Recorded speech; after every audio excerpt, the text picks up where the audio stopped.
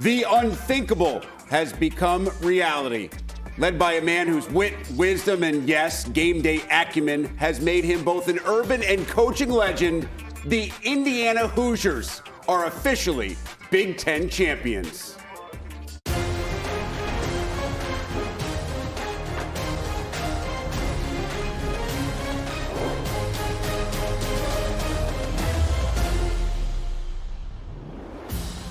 Welcome inside a very special edition of The Big Show as we crown Indiana as the 2025 Big Ten champions.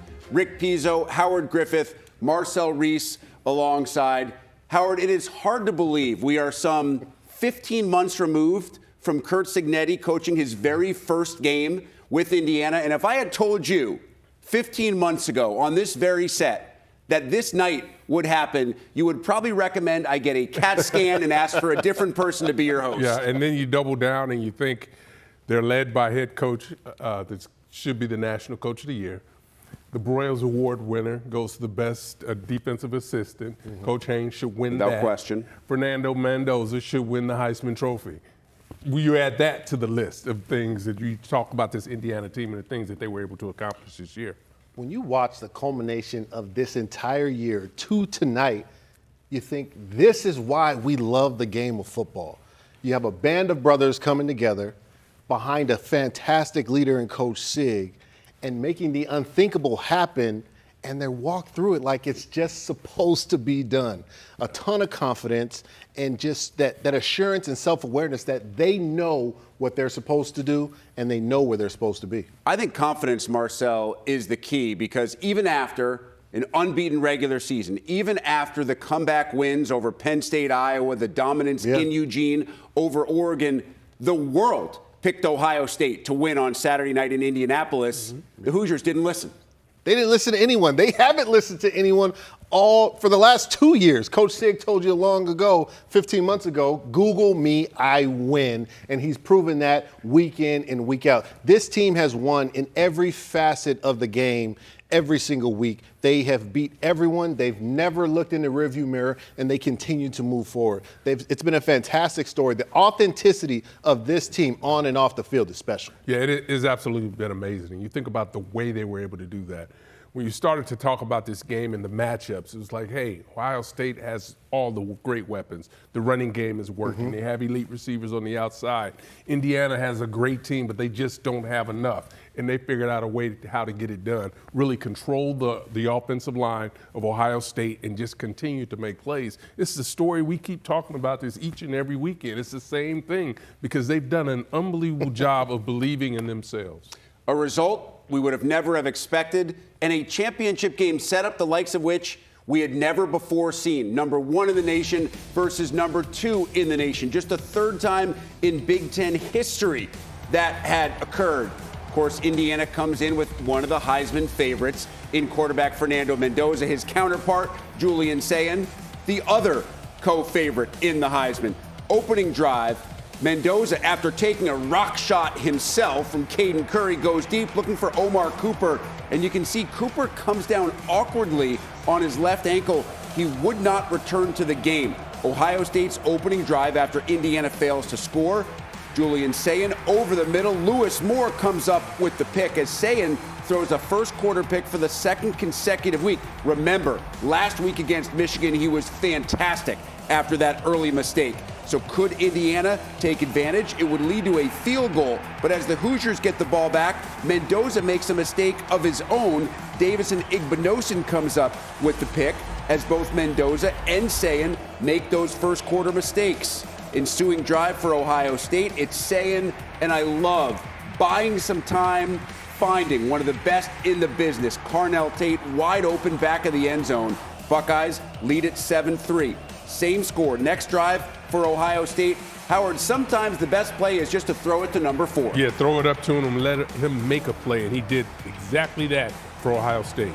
This would lead to an Ohio State field goal. Buckeyes extend the lead to 10-3.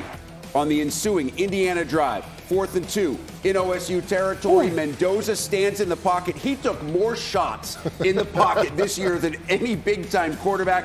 finds Riley Nowakowski for the first down. Indiana kicks the field goal. It's 10-6. To the third quarter we go. Omar Cooper on the bench. Bring in Charlie Becker. How huge, Marcel, has this guy been late in the year for Indiana? Charlie Becker has been fantastic. He's been phenomenal the back half of this year. And it's a testament to really Coach Sig, that coaching staff, and the depth on this team. It sets up Mendoza to his favorite target, Elijah Surratt. Indiana reclaims the lead early in the third, and now the faithful inside Lucas Oil are truly starting to believe. Ensuing Ohio State drive in the red zone, 4th and 1. It appears that Julian Sayin picks up the first down. That's the initial call.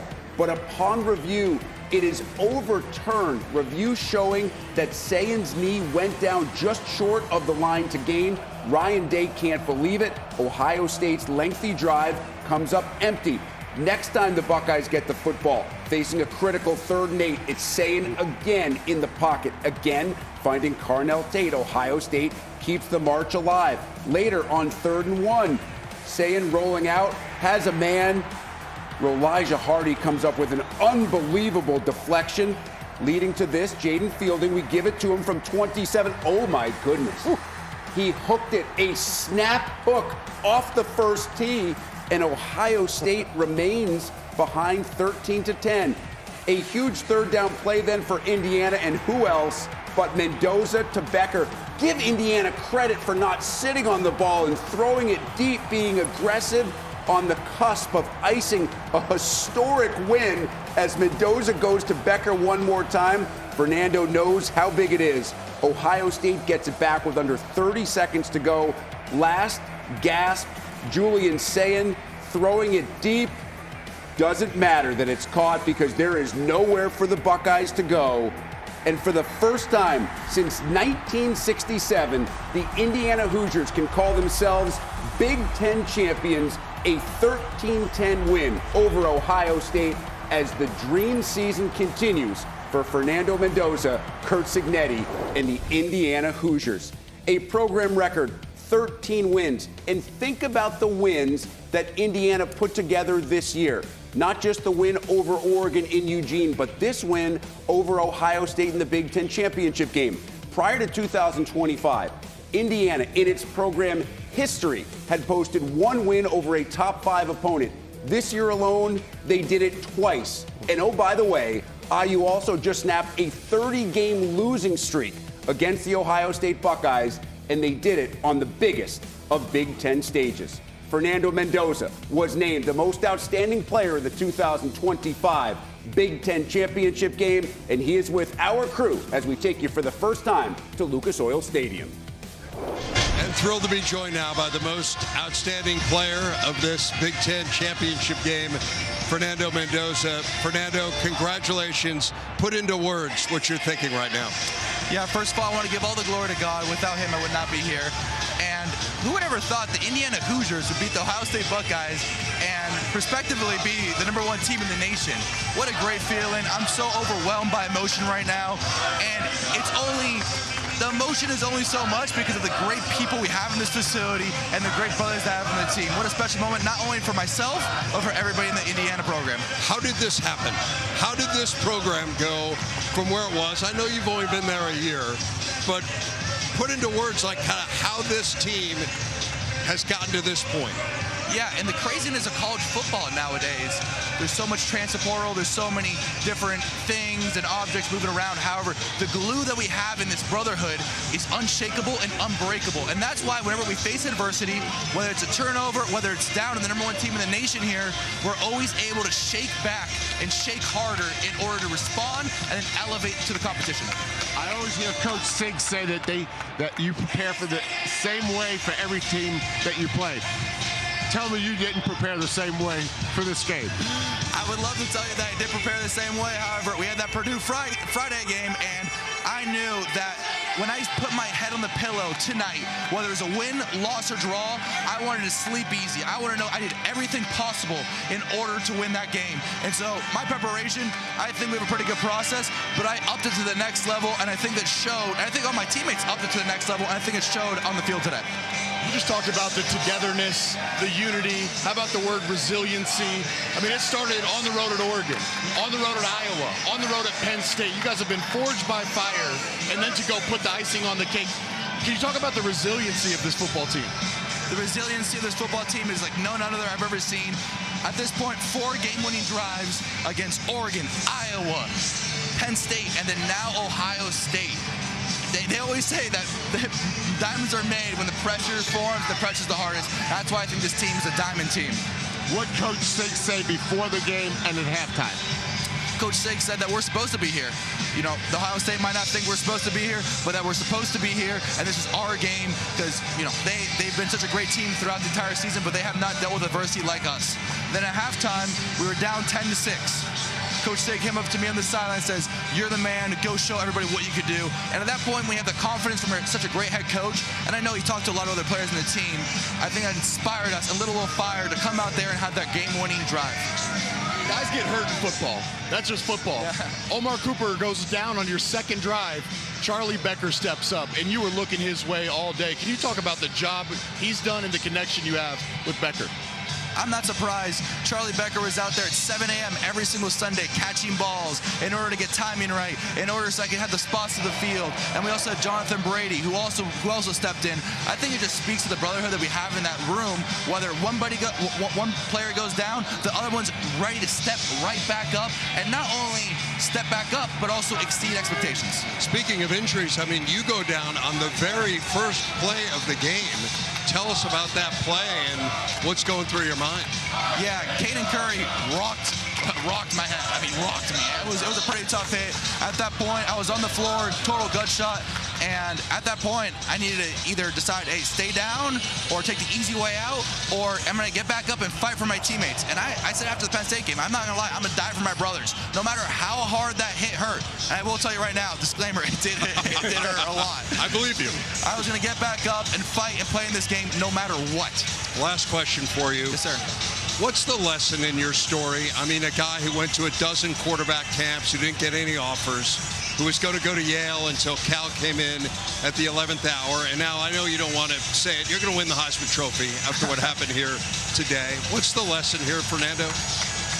The lesson is God is so good, and then also the other lesson is to always have optimism through it all. My mom and my inspiration is my hope. She battles every single day, and when I see her optimism, I can never have a bad day, bad lift, bad practice. So when I see that and it comes from the heart, it means so much to myself, and it enables me to have that resilience and have optimism through the tough times and through the bumps in the road.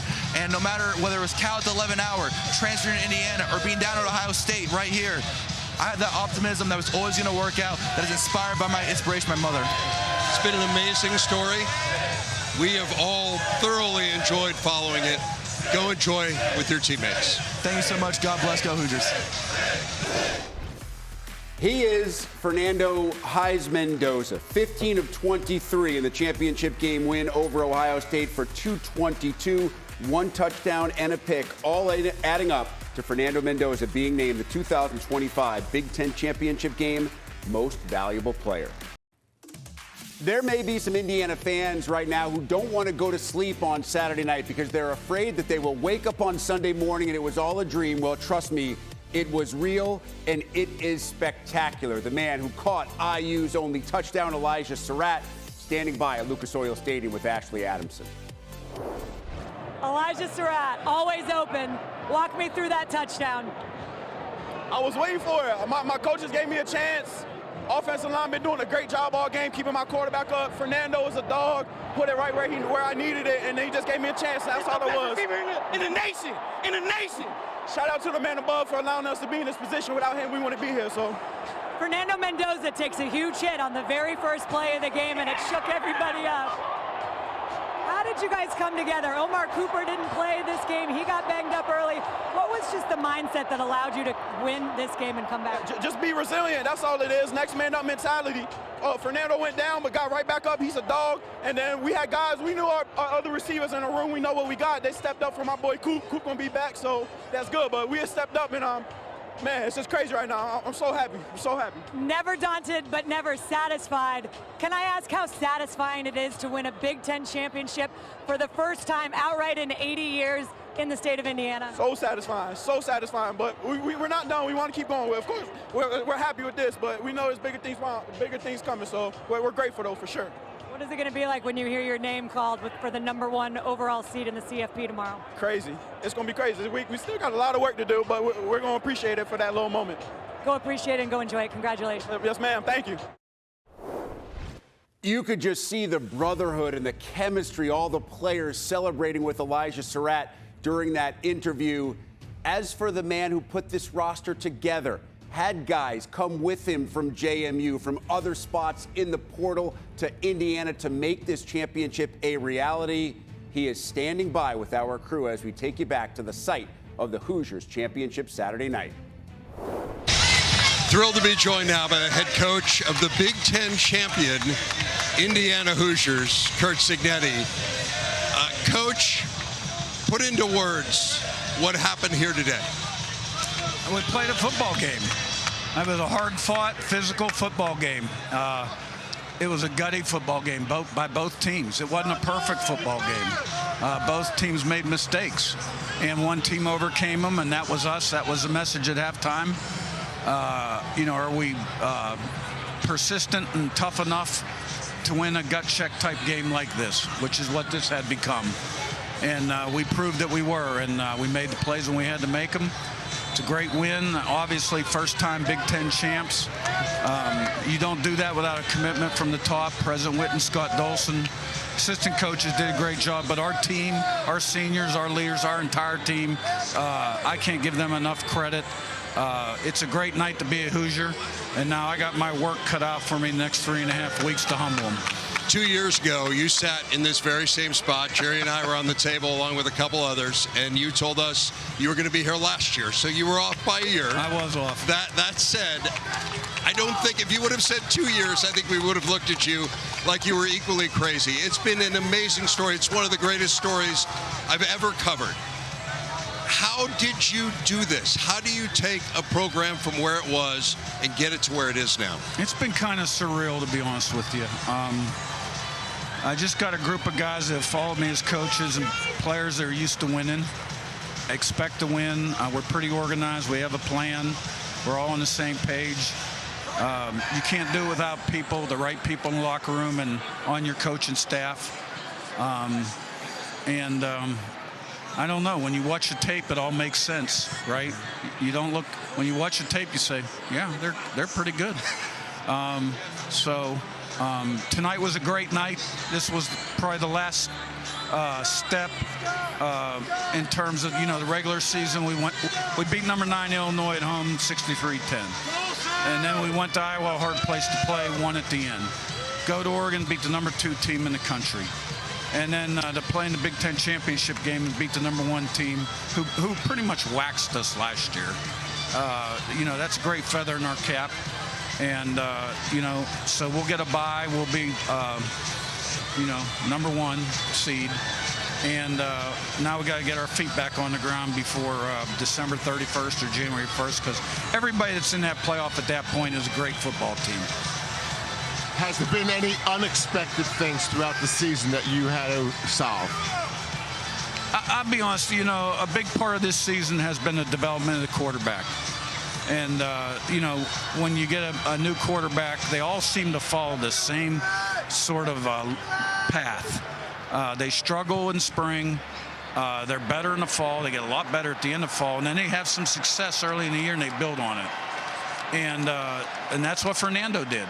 And then I think, he took it to another level by the way he played, at the end of those key games and some of those games he put together. And, he's probably got a little more talent than those other guys have had. And he can extend plays, and he's really smart, and he wants to be great. And I've said it a million times, as good as he is, he can improve that much more still. But this team, the heart in this football team, I just can't say enough about the way this team competes. Coach, I was watching from your sideline the whole game, and I just kept looking at you, and you stayed even. I think the only emotion you showed, you chewed out the ref a few times. Yeah. But my stomach was churning. I'm getting excited, and you stayed right here. But what's going on inside that you're not showing during the game? I'm just trying to stay on top of situations and be anticipatory and think ahead. Because you know what? The decisions you make during the game affect the outcome of the game.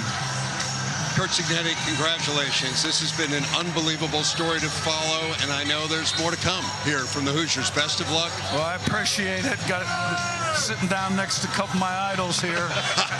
And all I got to say is go IU! Best of luck in the playoff, Coach. How about this on-the-field scene at Lucas Oil Stadium following Indiana's championship game win over Ohio State? Rumor is this was shot on Jerry DiNardo's 2010 iPhone 4. Right. After getting it done, Jerry, Jake Butt, and Dave Revson offered this championship game breakdown from the field. Rick, thanks. Welcome back to Lucas Oil Stadium for the first time since 1967. A couple years before the moon landing. The Indiana Hoosiers are Big Ten champs. First time since the end of World War II, 1945. They are the outright Big Ten champs.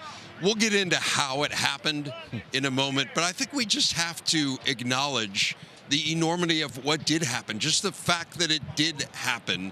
What stands out to you about this story, Jerry, and what we have witnessed here from Indiana really over the last 2 years? Yeah, what stands out is I know I underestimated the whole thing. I underestimated their talent. That's not fair.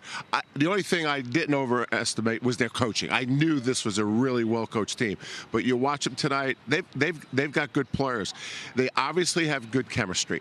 And nowadays football, with all the transfers and the portal and the things and the money that's involved, I would imagine for a head coach keeping the chemistry in the right place is a real challenge. And Sig just seems to touch all the right bases. We will never see something like this again. I mean, we will. It's not even, to me, it's not improbable. I really think it's impossible. Cignetti has done the impossible here to go undefeated and go take down Ohio State. Everything, it's like a prophecy that's fulfilled. He said he'd be here. He said he was coming after Michigan. He said he was coming after Ohio State. Check, check, check. And I think about when you think about the great geniuses in human history, at one point, everyone told the geniuses that they were crazy. Cignetti, you're crazy, Cignetti. No way. And yet, that's what a great leader is. He had a clear vision of who he was and where this program was going to be, and those players are bought in. The assistant coaches and coordinators are bought in. Just remarkable. I never told him he was crazy, but I certainly thought he was. I mean, when he sat here 2 years ago and said, we're going to be back here, I wanted to see what it looks like. And now here we are, almost exactly 2 years later. He's won 24 games at Indiana. He tied Urban Meyer today for the most wins in the first 2 years ever for a Big Ten head coach. And to take down Ohio State, I think there's some symbolism there. First of all, they'd lost 30 straight games to Ohio State. They haven't beaten Ohio State since 1988. It is the longest winning streak ever for one Big Ten team over another. So it's not just that they won.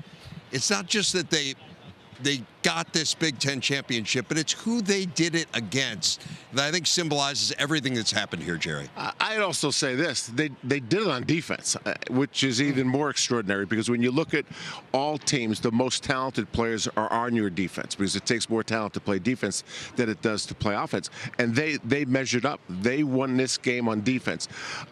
Fernando was wonderful. I mean, he did everything he could to help win the game. But at the end of the day, that Indiana defense won the game.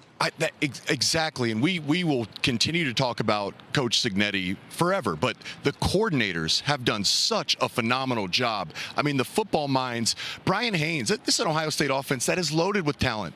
4 of 12 on third down, 0 of 1 on fourth down. They had 9 TFLs and 5 sacks. We talked, no one sacked Julian Sayin this season. Ohio State had allowed 6 sacks all season. They gave up 5 today. They were after him all day long with a relentless effort. That's, symbolic of who this team is. Bryant Haynes, just the patience throughout the game plan, setting his team up. And then I'd even throw Grant Kane in because Ohio State never had favorable field position either. There was 1 interception. That's where they got their touchdown. Everything else was just a long fight to get any yards. The defense of Indiana took advantage of the problems that Ohio State has had all year, short yardage and goal line, and that showed up early and right through the game. But rather than say it was Ohio State's problem, I'd rather say that it was Indiana taking advantage of a weakness of Ohio State, because they've struggled in short yardage, red zone, and goal line. We've said that all year. Well, it's amazing. I mean, Indiana's only given up 6 red zone touchdowns in 22 opponent trips this year. So, yes, I mean, Ohio State, we talked about it earlier today, right? We said they're 6th in the Big Ten in red zone touchdown percentage. So top half, but not where you would expect the #1 team in the nation to be. But this is what Indiana does to everyone. To your point, Jerry, they're just not impossible to score on in the red zone, but they're the most difficult team in the country to score on when you get it down inside the 20. I think across the board in all 3 phases that's the best coached football team in college football. When we go back and watch the film and Indiana sitting in their zone coverage, wherever coach told their guys to be, they were on that exact blade of grass. What I saw with Julian saying, never did he drop back one hitch and get rid of the ball. All of his completions were off schedule, outside of the pocket, because Indiana was in the exact position they needed to be, and then the coverage is working with the pressure packages. It is a treat to watch them play. So I agree with you guys. I mean, the defense is the story, no question, for Indiana. But when they needed big plays, they got them. I mean, Charlie Becker was incredible. I think about that gutsy 3rd down call where they throw the long pass to Becker, which essentially sealed the game. Ohio State did get the ball back, but in very disadvantageous field position. When they needed a big play, man, Mendoza came through. He did, and I think if we were on the headset, I think that's where Coach Signetti, I think that's where he says to Mike Shanahan, you know, it's 3rd and 2. Let's throw it down the field. Let's make a move. Let's do what they don't expect us to do. And he did it a few times in that game. You talk about Mendoza's toughness all the time. He took a shot on that opening play. That was scary for a second. But the emotional boost when he comes right back in the game, they say, that's our guy. He's going to lead us to victory. And the best players, you turn on the film, what do you do in the highest pressure moments? What do you do when your back's against the wall? You elevate your game. Mendoza has done that all season long. Again, it's a remarkable win. I mean, you think about coming into this year, Indiana had won 1 game ever against a top 5 opponent. They had lost 46 in a row against top 5 teams. They have beaten 2 top 5 teams this year, more in this season than they had in the entire history of the program. AP poll goes back 90 years. They've done it once. It's an incredible story. We'll spin it forward a little bit and take a look at the path ahead for both these teams who are headed to the college football playoff when we come back to Indy, Rick. Dave, it would have been an amazing story for Indiana to have accomplished this anywhere, but to do it in Indianapolis with a fan base that didn't have to drive far, many of whom saw the Hoosier basketball team play earlier in the day, truly feeling like it is our state and our title. One guy who truly understands that, Pat Coogan, who started his college career at Notre Dame in the state of Indiana before transferring to IU. He's with Ashley Adamson. Pat, congratulations. This was a phenomenal performance, a complete team win. Just tell me what's going through your mind right now. A lot of things. I'm just so happy for my teammates, my coaches, everyone that's poured their heart and soul into this program and this town, the town of Bloomington. Scott Dolson, Pam Winton. I'm just so happy for everybody. You know, I got here 9 months ago, but there's a lot of people that have put their whole lives into Indiana. So I'm really, really happy for those people. Are you able to tell what you guys have done for this entire community and state? I think in a couple of years I'll look back and be like, that was unbelievable. You know, I know how special it is, but you're in the moment still, right? So as a competitor, as a player, it's just like, you know, you're always looking forward to the next one, but we're going to enjoy this one a lot. And yeah, I'm just, like I said, so happy for the community. I mean, all the talk all year long was this Ohio State defense and the historic numbers that they were putting up and that nobody could get anything done against them. What was it like to play against them, and how were you guys able to get that push? Credit to them. It's the best defense we've played all year, and just some of those individual players are truly, truly special talents, right? Like, it's a credit to them. They're an awesome team, awesome defense. But we just kept grinding. Like, we knew how this game was going to go. We knew it was going to just be play by play. We just kept believing. Like, I told the guys, just like unshakable belief. And Coach Sig told us that earlier, but just unshakable belief. And in what we're doing as a team, or what the coaches are calling, and just unshakable belief in each other. It's never daunted, right? You know, it's never daunted. Never daunted, never satisfied, but this one I'm sure is very satisfying. Enjoy it, and we'll see you in the playoff. Thank you so much. Appreciate you. It wasn't all about the pigskin on Saturday in Indy. Matinee at Gainbridge Fieldhouse, number 6 Louisville, taking on 22nd ranked Indiana. Ryan Conwell had 21 for the Cards. Louisville up 14 at the break, second half. How about Tucker DeVries? DeVries had 26. That's a game high. Trouble was he got the roll, but Dad knows he didn't get a lot of help in this one. A little bit too much Louisville. Javon Hadley on the backdoor cut.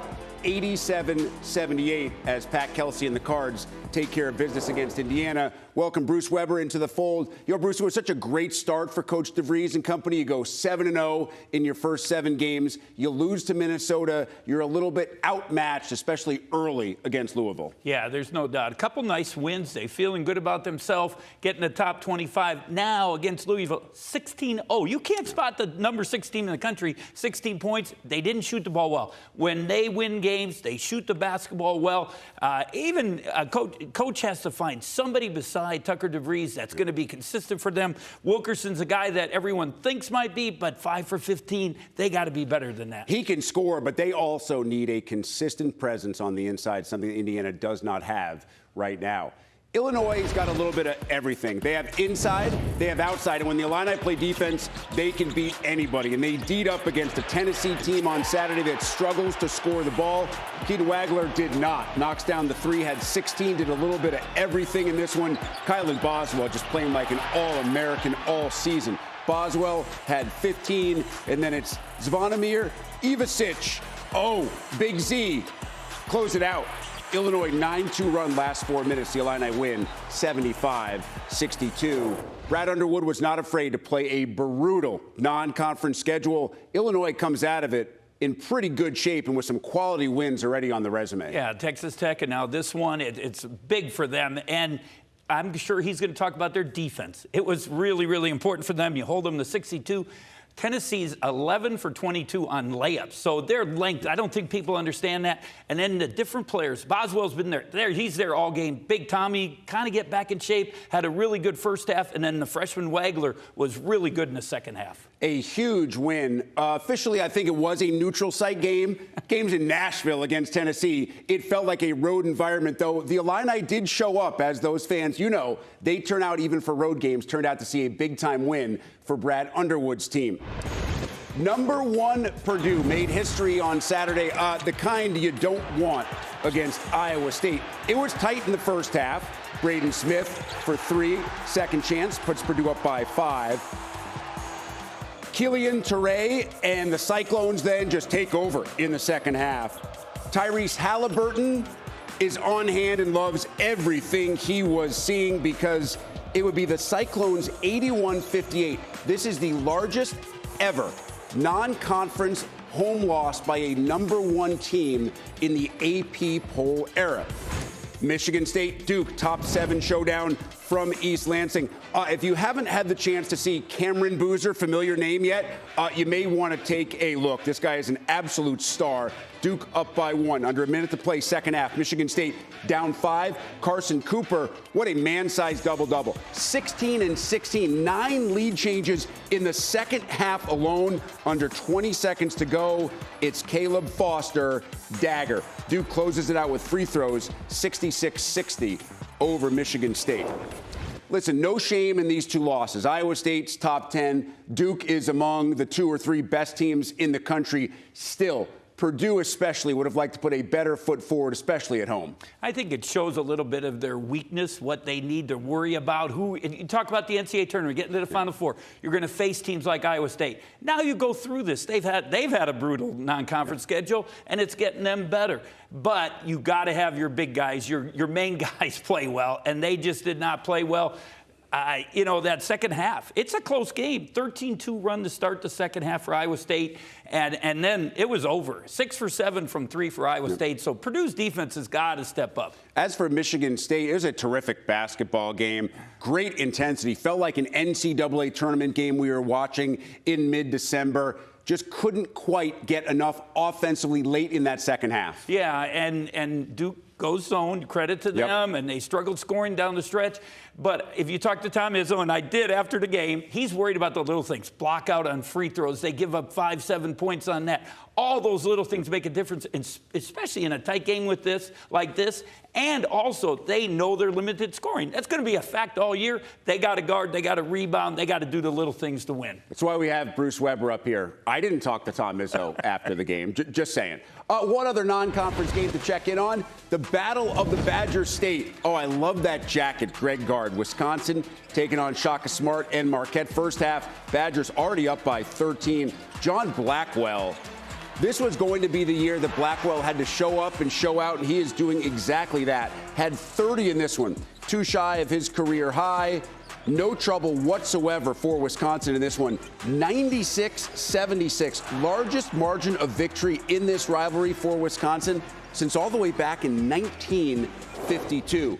If the Badgers can shoot the ball the way they shot the ball on Saturday, and they continue to get play like this from John Blackwell, and I'm not saying we expect 30 each and every night, they're going to be a team that is certainly going to, I think, exceed some preseason expectations, at least expectations outside their own locker room. And they're getting good balance.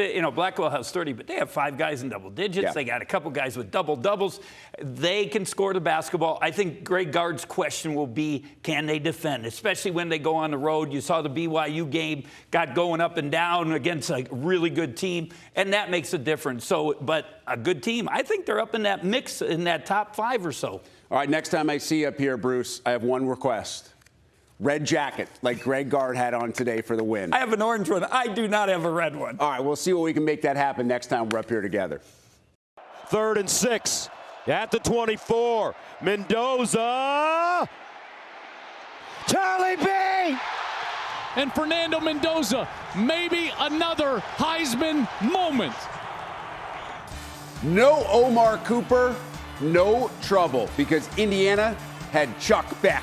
Charlie Becker with a career-high night. What a night to do it. As the Hoosiers beat Ohio State for the Big Ten title, here's Becker post-game with Fox's Tom Rinaldi.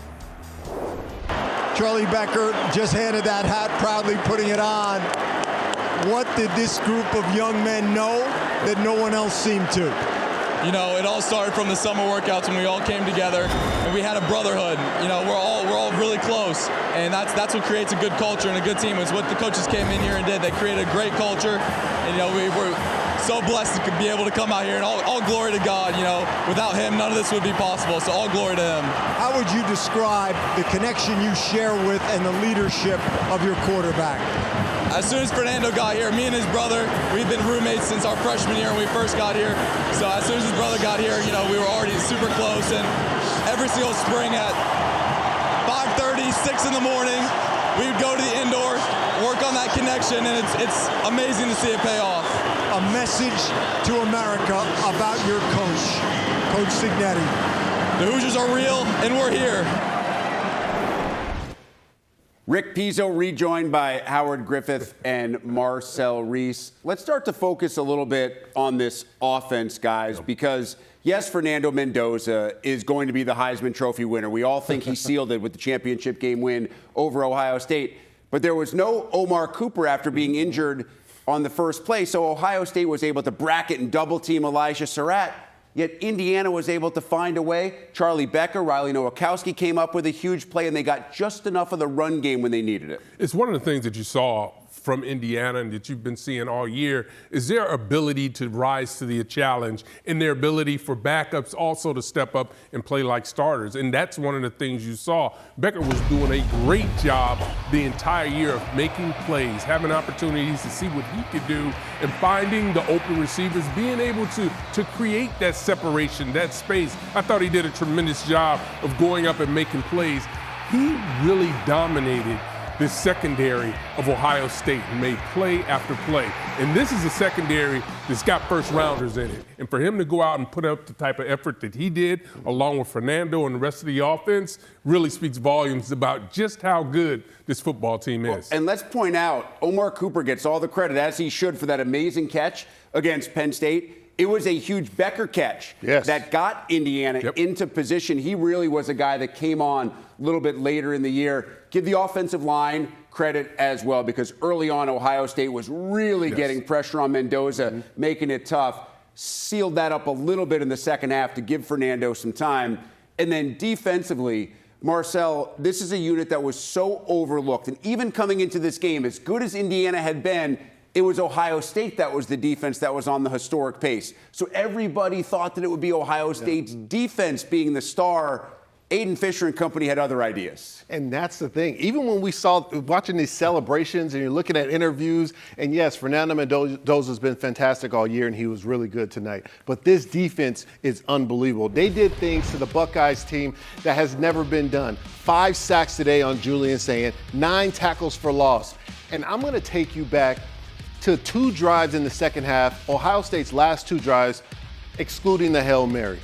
They go down there and combined 14 minutes and 10 seconds, and they come out of there with nothing. 1 turnover on downs on the unsuccessful quarterback sneak, and then you have the shank of a field goal. This defense, there's a common phrase, bend but don't break. Ohio State's going to get their yards. They have the talent to get yards, to make big plays and explosive plays. But this Indiana defense knows exactly what they are. They're tough, they're resilient, and they play discipline. They have gap discipline, and Julian Sayin, they had him, he just never got comfortable.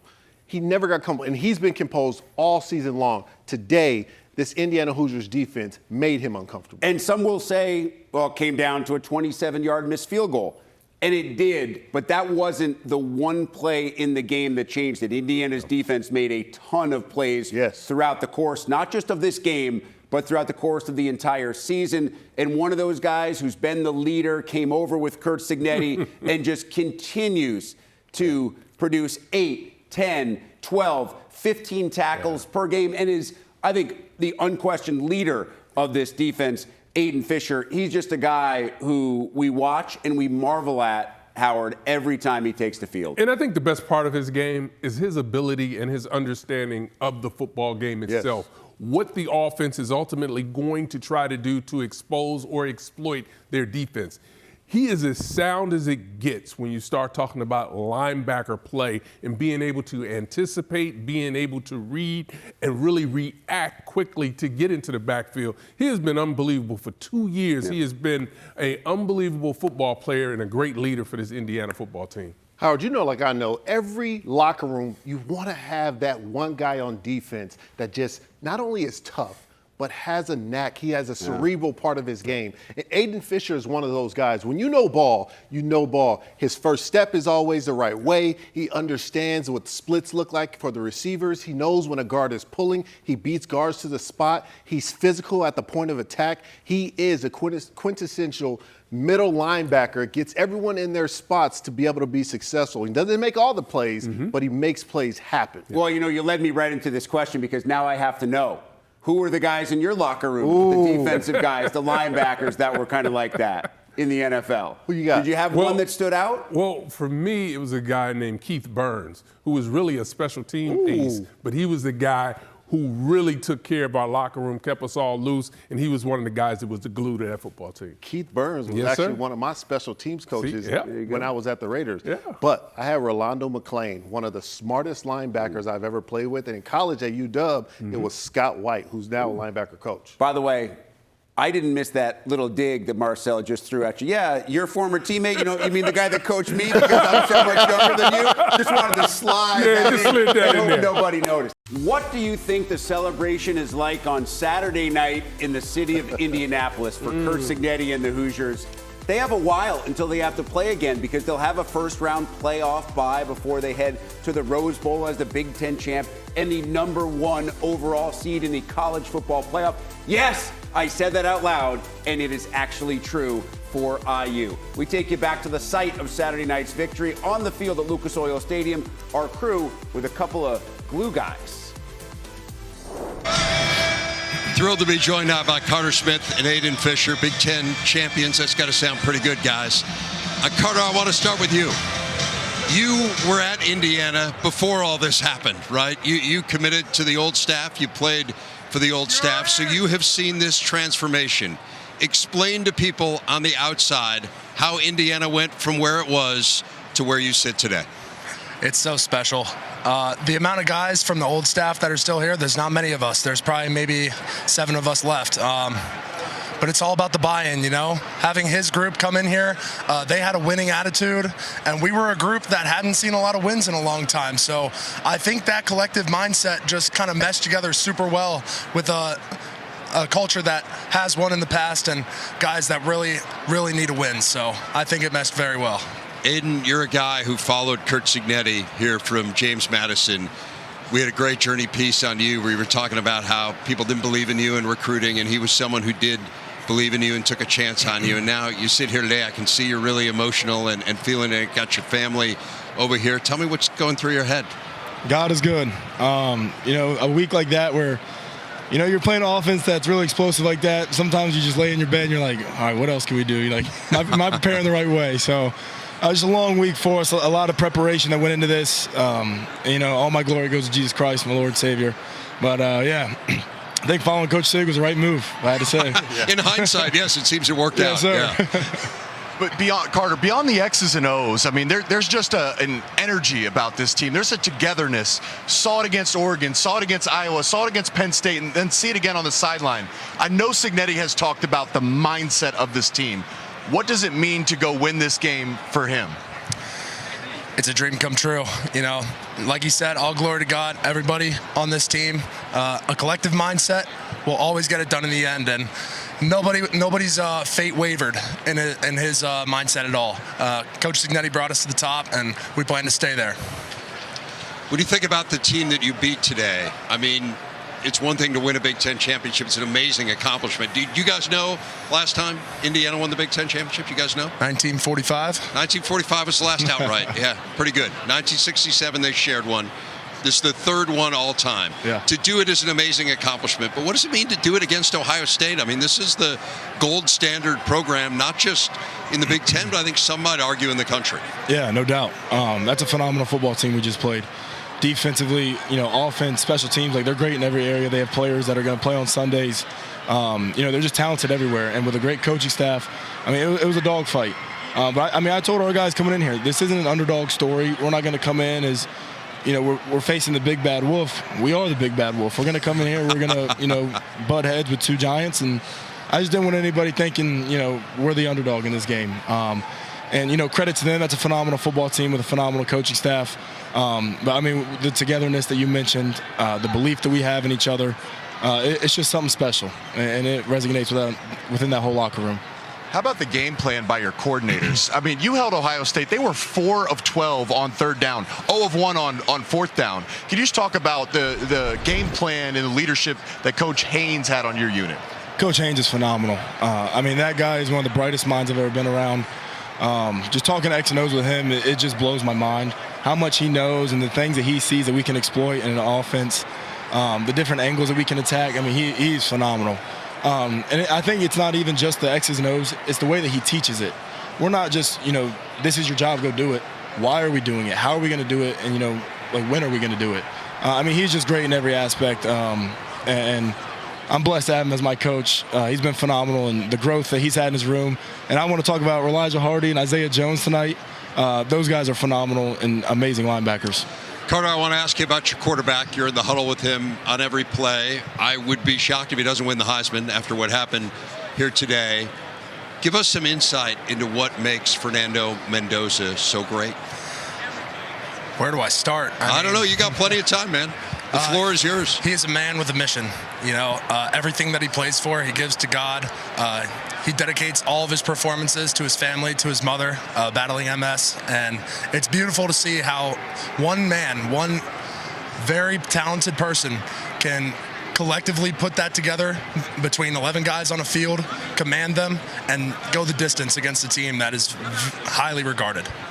You won the Big Ten Offensive Lineman of the Year. Arvell Reese wins the Big Ten Linebacker of the Year. I was so excited to watch you guys battle. 0 sacks on the day. Can you talk about the battle you had in the trenches?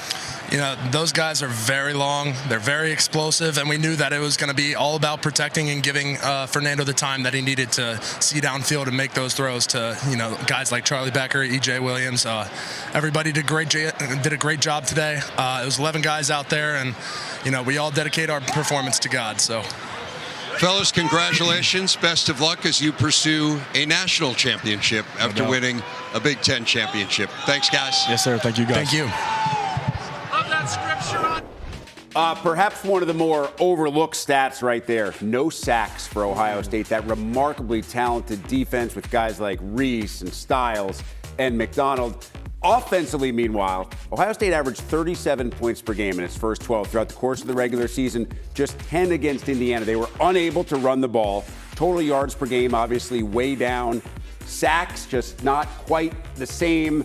And there you go. It all adds up to a victory for Indiana that no one in Columbus certainly expected, not after what the Buckeyes had done throughout the course of the year. We now get the Ohio State reaction as we head to Ryan Day's postgame press conference.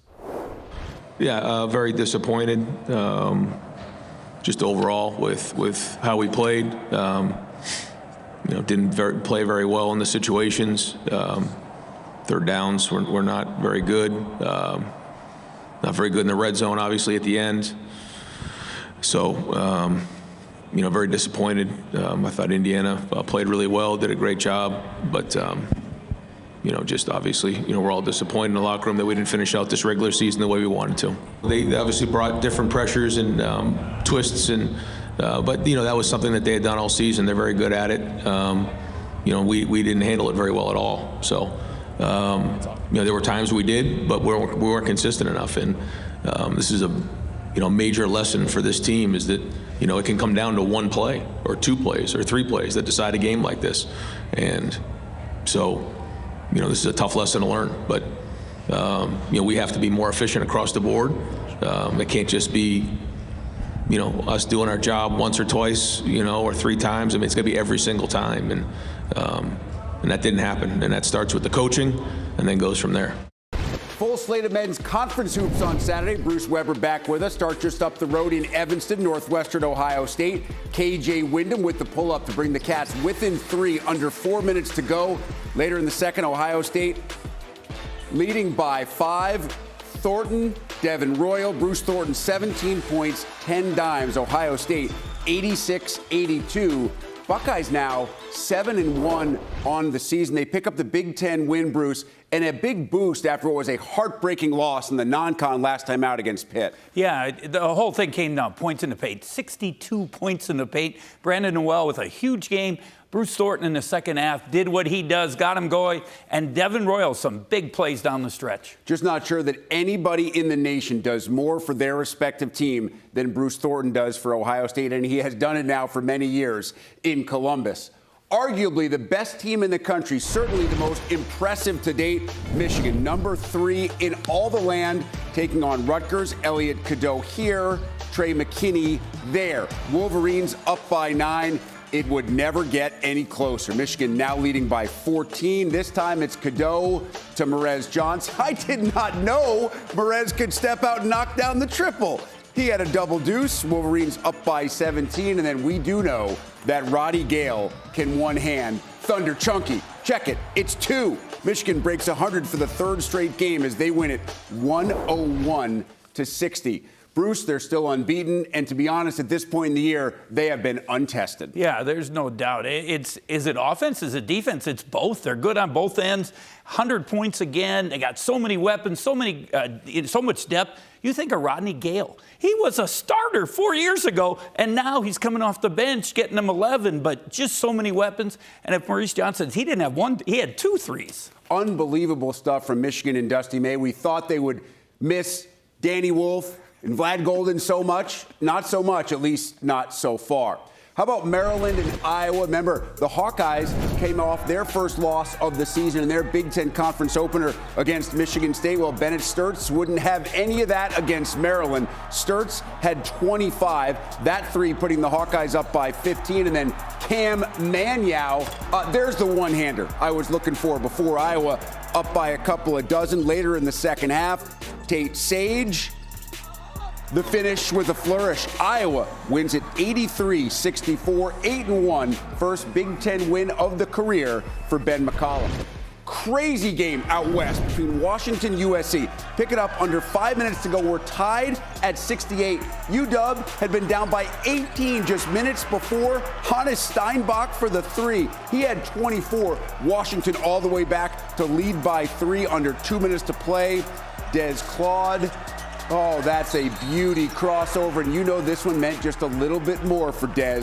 Claude had 22, 84-76, the final for the Huskies.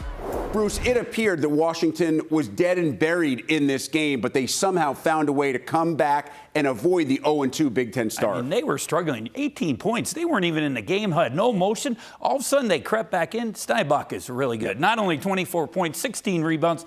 And then the two guys going back against their former coach, Claude and Yates, have big games. Huge win for Washington. Kind of gets them in the mix now. USC had been ranked inside the top 25. That's their first loss of the year. We'll see when the new AP poll comes out if that loss knocks Eric Musselman's team outside of the top 25. And finally, fifth conference game, 10th overall Big Ten basketball game of the day. Oregon, UCLA, Bruins up by 8. Eric Daly. So many veterans on this team who have been there and done it. From Mick Cronin into the second half, Ducks down 5. Jackson Shellstad has to do pretty much everything along with Nate Biddle for this team right now. Oregon struggling. Shellstad had 20, but it was not nearly enough. Tyler Bilodeau adds 14. UCLA wins at 74-63. The Bruins are 2-0 in Big Ten play. Oregon, meanwhile, falls to 0-2 in their first 2 conference games. Yeah, Oregon's had injuries. They're figuring it out. Shellstad finally gets back going. Biddle's 0 for 10, so he struggles. Yeah.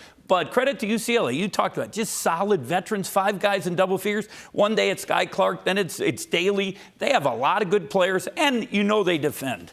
Unbelievable championship caliber Saturday in Big Ten basketball in what is championship Saturday in all of college football. Handful of women's games, start of conference season for Rutgers and Iowa. Second quarter, Hawkeyes already up by 18, and this team can run. Taylor Stremlow to Ava Hayden. This part of a 15-0 Hawkeye run. Hayden had 17, and the Hawks were shooting the lights out as well. Taylor McCabe, one of her 4 triples. Hawkeyes win it big, 79-36. Iowa with the dub. Indiana, Illinois, big win for Shauna Green and the Illini, already up by 18 in the first half. Grace Weber knocks away the pass. The steal, stroll, and score. The Illini forced 20 Indiana turnovers. Head of the third, it's now a 54-25 lead. Weber not just scoring, but sharing to Gretchen Dolan. Led all scorers with 16. Illinois dominates in the conference opener, 78-57. Lady Lions of Penn State at home against Nebraska. Penn State down by 8, fourth quarter. Taya Clayant feeds Gracie Merkel down low. Merkel led Penn State with 23, but not nearly enough. Huskers up by a dozen. Maya Hargrove drives, hits the floater along the baseline. 2 of her 26 and part of a 21-4 run by the Huskers down the stretch. 101-83, Nebraska. Sunday, even busier in the world of women's hoops here on the Big Ten Network. 5 games coming your way starting at 12 Eastern. Takes you all the way up until that 8 o'clock tip between Washington and USC. Big Ten women's hoops on Sunday only on the Big Ten Network and the Fox Sports app.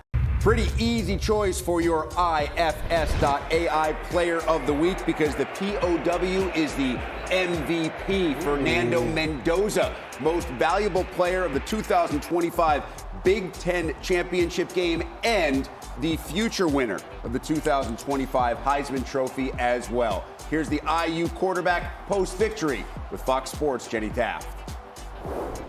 Fernando, congratulations. Indiana, the Big Ten champs. How does that sound? It sounds so beautiful. I want to give all the glory to God. We were never supposed to be in this position, but by the glory of God, the great coaches, great teammates, everyone we have around us,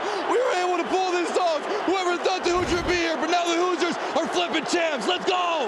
You guys call yourself a bunch of misfits who found the right home at Indiana. Why was this the right place for this group? It's the right place for process-oriented. We're going day by day, whether it's the offensive line, the defense, the coaches, special teams. We're all process-oriented to one goal. That's our thing, is we're brothers. We can drag teams into the deep end because we know that we're going to stick together and we're the strongest glue ever. Tell me about finding Charlie Becker, 3rd down, 2 minutes to go. We talk about Heisman moments, but take me through that one. Man, what an incredible, Charlie's been, but he's been every single day in summer. We were always throwing before practice, before at 7 a.m. on Sundays, doing spots, doing routes, and now you see it to come to fruition. He's my roommate, couldn't be happy for such a young man as well as our defense playing lights out. And well, everybody just, what an incredible moment. Congratulations, enjoy it. Thank you so much, God bless, go Hoosiers. I interviewed Fernando Mendoza earlier this week. I told him, man, I'm glad you got a long-time NFL career because if you didn't, the seat that I'm sitting in right now would be occupied by you in a heartbeat. How about the job that Curt Cignetti has done? Obviously, Mendoza helping him get there. Yeah. Most wins by a Big Ten head coach in their first 2 seasons. Cignetti is tied with Urban Meyer, who did some pretty good things during his run at Ohio State, and 2 ahead of the legendary Fielding Yost. And oh, by the way, Sig still has at least 1 and hopefully more than 1 game left to play. We have one final trip to take back to Indianapolis as we check in one final time with our Lucas Oil Stadium-based crew. Wrapping things up from Lucas Oil Stadium, where the Indiana Hoosiers are the Big Ten champions for the 2025 season. Dave Revson, Jerry DiNardo, and Jake Butt. Guys, we'll talk about Indiana and the path going forward into the playoff in a moment, but let's focus here on the team that came into tonight as the number 1 team in the nation. They are the defending national champs, and they will get a chance to defend that national championship here heading into the CFP. We'll find out where they are seated on Sunday. For Ryan Day, it's kind of familiar territory, right? I mean, last year, they didn't even get to play in this game. They were licking their wounds after losing to Michigan. Right. A lot of soul-searching, and they ended up going on a historic run. What now? How do they circle the wagons and get themselves headed back in the right direction? You know, I said before the game that I thought that Ohio State was better to have played Michigan before this game than Indiana was to play Purdue. I guess I may have underestimated the emotional drain of the Michigan win. I think it was a great win physically because they really had to play well. So I think this team's a tired team, maybe a tired mental team. The problems are obvious. They've been there all year. The X's and O's. It's short yardage goal line in the red zone. I mean, it was on display for everyone to watch it tonight. I agree that those are problems that they have to address. I'm going to disagree. I didn't think they were tired, though, Ohio State. I think they were caught off guard by how easily Indiana was able to pressure Julian Sayin. He can't experience that, not in practice, and has never experienced it all throughout the season. So for Ohio State, there's a great opportunity to adjust. Some of these close game situations, it's a great opportunity to adjust. We saw Ryan Day do that last postseason, and they went on the run. But to me, there's no panic, but this loss stings for Ohio State. But you just lost to a darn good football team in a big-time battle. And what's going to sting for Ohio State, they had opportunities. That quarterback sneak, Julian Sayin, they get the first down, but his knee went down. You miss a field goal. So these are very correctable things, and if they did, all of a sudden we're having a different conversation. No doubt. We may very well have seen the 2 best teams in the country play. I believe so. Here today. I think you could make that argument, and if that's the case, then Ohio State might still have a chance to defend that national title. What about for Curt Cignetti? You have this incredible emotional high now. You're going to have a lot of time off. Both these teams will likely get a bye and won't play until around New Year's. So, Jerry, how does he refocus this team and keep them sharp heading into the playoff? Well, he told us when he was with us on the desk that he has to keep them humble, but not necessarily sharp. He's going to have such a long period of time. I think he's just going to let this thing go, let everybody heal up, and not really do anything from a psychological standpoint. Just let them enjoy it. They'll have plenty of time to get ready for the next game. Plus, they don't know who it is, so it's hard to get ready for a team that, you don't know what they're doing schematically. Well, once they get back in town safe and sound, I think they need to figure out like a restaurant or an event center to watch the Heisman ceremony for Mendoza. That might be the first order of business. But I think for Indiana, this team was beat up down the stretch of the season, and they got healthy in the Purdue game, and they got a little bit. That time off is really valuable to get those key players. A lot of key starters have been beat up throughout the season. Time off can be good or bad, really. really. It depends on the coaching staff. And what we've seen with Indiana's staff, this is an intelligent football staff that will only benefit from additional time off to self-scout, to then scout their opponent once they know who it's going to be. Indiana will take advantage of that time. Both these teams will head to the college football playoff. They will try to win a national championship. It will be the third straight for the Big Ten, something that hasn't happened since the early 1940s. It was a night of things that haven't happened in a long time, and it ends with us saying the Indiana Hoosiers are your Big Ten football champions. Rick? You need Coach of the Year candidates. You need Heisman Trophy favorites. You need receivers who come on huge late in the year and have a career night. You need all those things to win Big Ten championships, and Indiana had exactly that and more on Saturday night. That receiver, Charlie Becker, standing by with our Ashley Adamson. Charlie Becker on cloud nine. Where else would you be? Unbelievable game, unbelievable performance. Congratulations. Every catch you had in this game was massive, but maybe none bigger than the one in the fourth quarter. Walk me through that play. You know, all glory to God. Without him, none of this would be possible. So I just want to, give my glory to God for giving me the gifts to be able to come out here and just glorify him in my play. And, that last play, we knew we needed a first down, and I was just blessed that me and Fernando had that connection to be able to get the first down for our team. Talk to me about the connection that you and Fernando Mendoza have developed over the course of the season. At the beginning of the year, not very many people knew your name, and now everybody knows it. Yes, ma'am. Me and Fernando, I was roommates with his younger brother Alberto in our freshman year in the dorms. And as soon as Fernando came onto campus, me, Alberto, and Fernando would be in the indoor training during the spring at 5:30, 6 in the morning, trying to build on that connection. So it's great to be able to see that. So it's great to be able to see that come to fruition. The way that this team cheers for each other and is with each other, it's impressive to watch.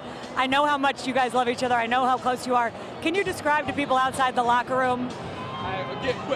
Quick shout out to my dog, Coach Eddie, man. I'm sorry. Describe to me what the connection is with this team. What has allowed you guys to become so close? As soon as we all came in here in the spring, we immediately got to work and always doing the extra stuff. So it's great to be able to see how everybody out here come and be successful. I want you to go celebrate with your team on that stage. But one last thing, do you think you're going to be part of that Heisman moment that Fernando Mendoza had in this game? Oh, I hope so. Fernando was talking about maybe I could be able to go out to New York and be able to see him. So I hope so. Right. But all glory to God. Go enjoy it. Thank you so much. Check out some other championship game action from Saturday. Georgia-Bama SEC title game. Second quarter, Dogs up 7-0. Gunner Stockton to Dylan Bell over the middle. Stockton 3 touchdown passes. Bulldogs up 14-0. Bama just had nothing offensively against this Georgia defense. Stockton then to Zachariah Branch. He's got some moves. Georgia wins the SEC title 28-7. They will likely be the number 2 seed in the college football playoff. Bama going to have a nervous selection Sunday. Texas Tech trying to lock up a spot in a likely first-round bye in the Big 12 title game against BYU. Baron Morton to Coy Aiken. Aiken is in for the score. Red Raiders win their first Big Ten title 34-7. They do, in fact, lock up that playoff spot and almost certainly a first-round bye.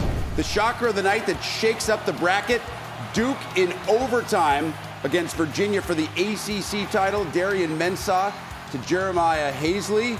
Virginia has to answer very first play for the Cavaliers after a penalty setting them back in overtime. Chandler Morris is picked off, and that game is over. Duke stuns Virginia, winning the ACC title game. The Cavs will not be part of the college football playoff. So welcome to the playoff. James Madison will be the 12th seed and Tulane the 11th. They'll have to fill in those last 3 spots. 2 spots will be open likely for Bama, Notre Dame, and Miami.